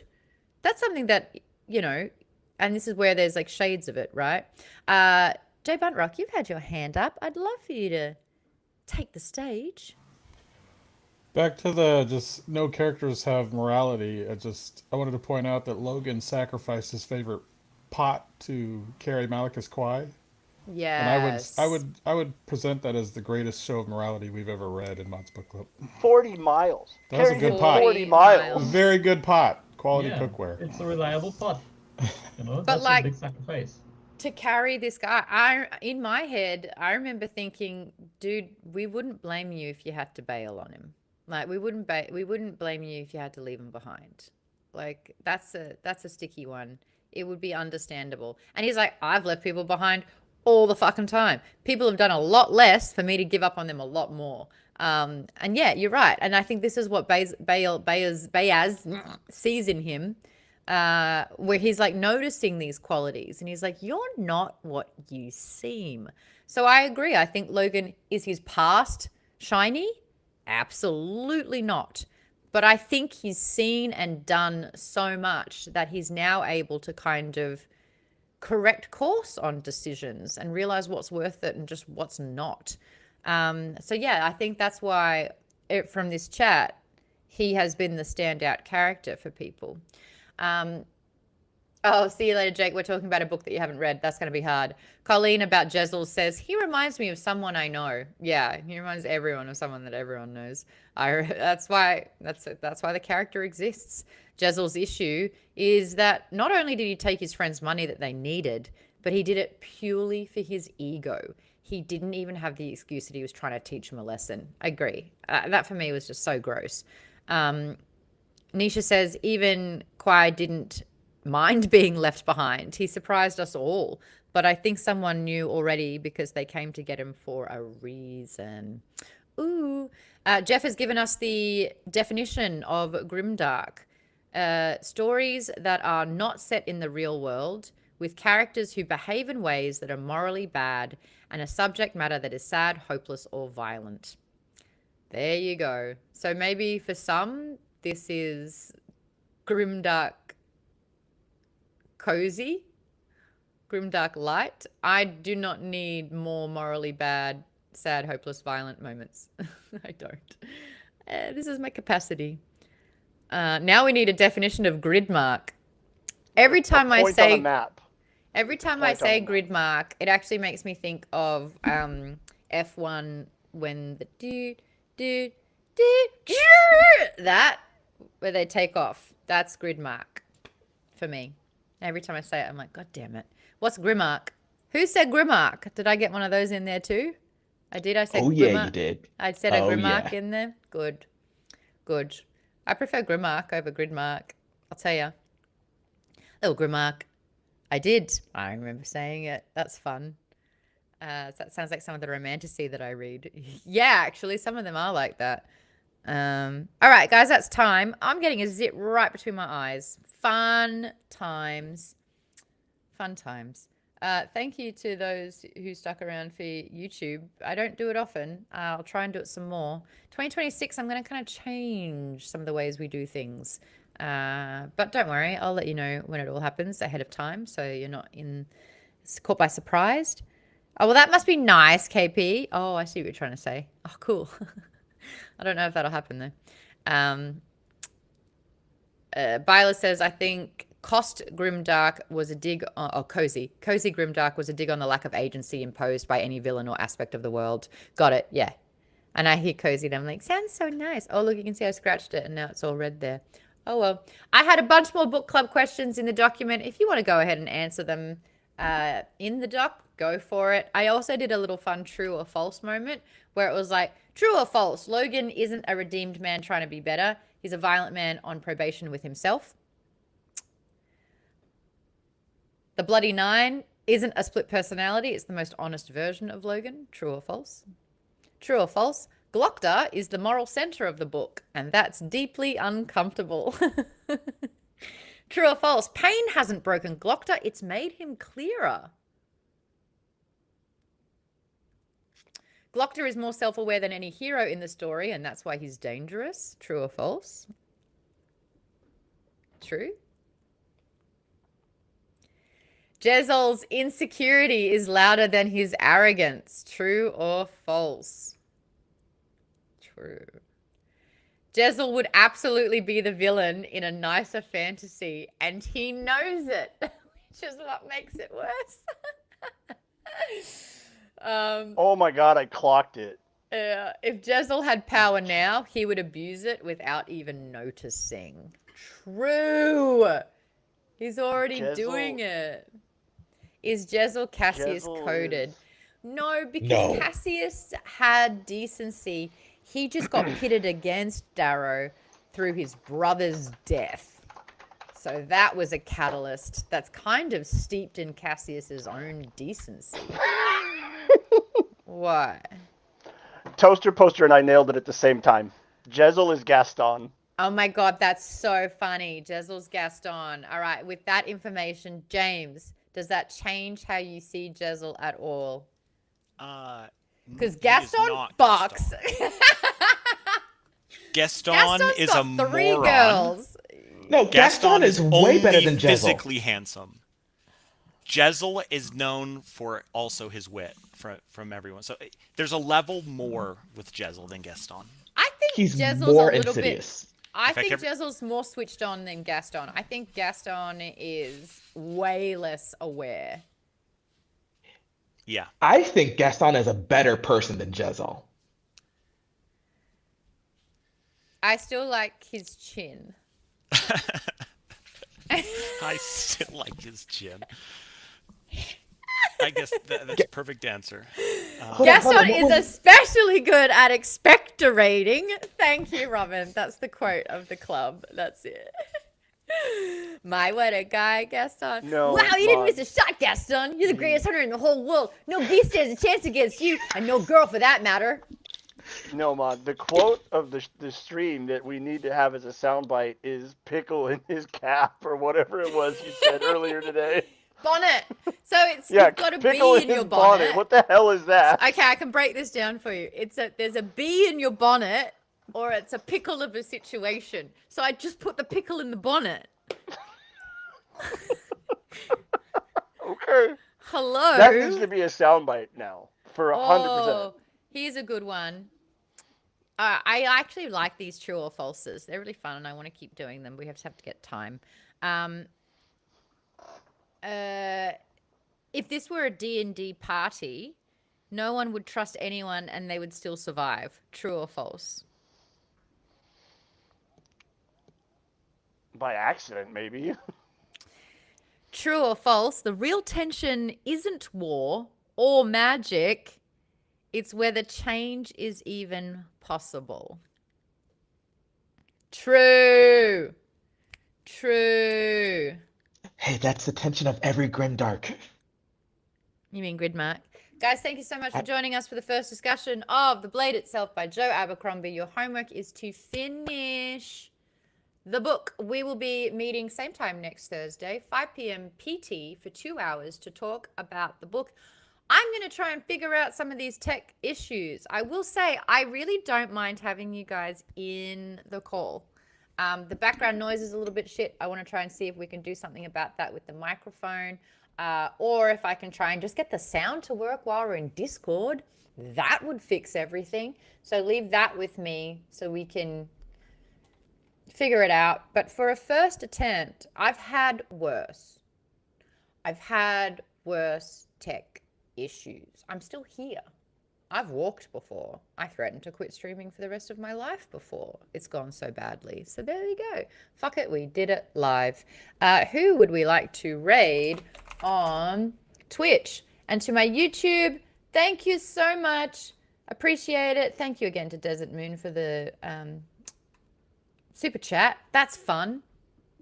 That's nice. Who do we want to raid? Who's streaming? There's someone streaming the game that I play all the time. No. That has 6 followers. She's a 68-year-old grandma. Yes. Yes. What's her username? Granny_Q. The letter Q? Yeah. I don't know anything about her. I just see it in my live channels. I hope she's swearing like a sailor. It says me in but it's 40, Granny Q playing Star years. Citizen. Alrighty, we're going to go say hi to Granny Q. Everyone be the best versions of yourself. Let's make her evening, okay? Cool, bye. Bingo, bye-bye. Thank you, Sergeant Hardcore. Oh, no way. Holy